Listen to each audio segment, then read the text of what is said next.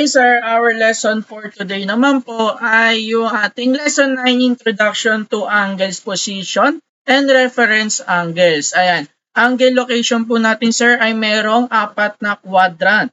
Quadrant 1, 2, and 3, and 4 po. Yung kanyang ating bilog po sir, yun po ang kanyang quadrant. Yung buong bilog po nun ay meron po siyang 360 degree po. Ayan, 360 degree po yung ating bilog na shape. Yun, bilog na shape po. Pero meron tayo doong first quadrant, second quadrant, third quadrant, and fourth quadrant. Yung ating first quadrant po ay 0 to 90 degree. Yung second quadrant naman po natin ay 91 to 180 degree. Tapos yung third quadrant ay 181 to 270 degree. Tapos yung fourth quadrant naman po ay 271 degree to 360 degree. Yung ating reference angle naman po sir, kung ano po yung lumabas sa ating first quadrant, ayun na po yung kanyang reference angle. Tapos naman po kung ano po yung lumabas sa ating range sa ating second quadrant, ayun po ang kanyang reference angle, 180 minus yung angle na nakuha nyo po sa ating range po sir.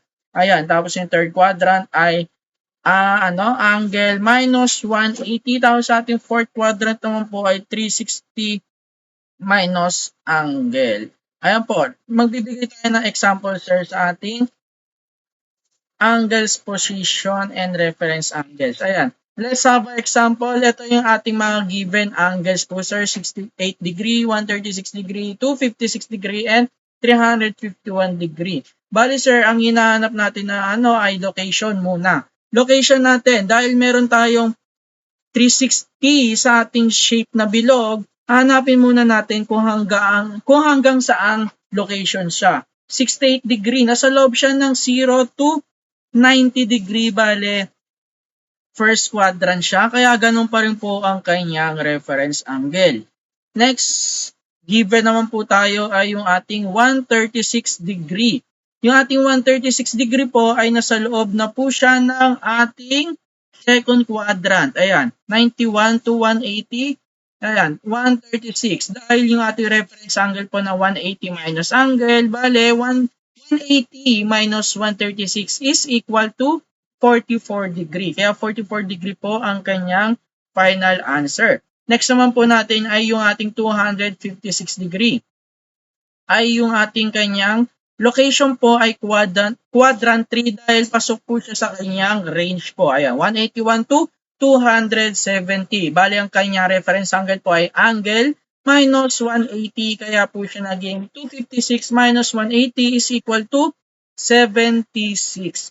Ang last given naman po natin ay 351 ay yung ating quadrant 4 dahil pasok po siya sa kanyang range. 360 minus angle po yan sir. Bale, 351 minus 360. Baliktad, 360 minus 351 is equal to 9 sir. Ayan po sir ang kanyang mga final answer. That's all for today sir. Sana may naintindihan po kayo sa ating topic for today. Maraming salamat sir.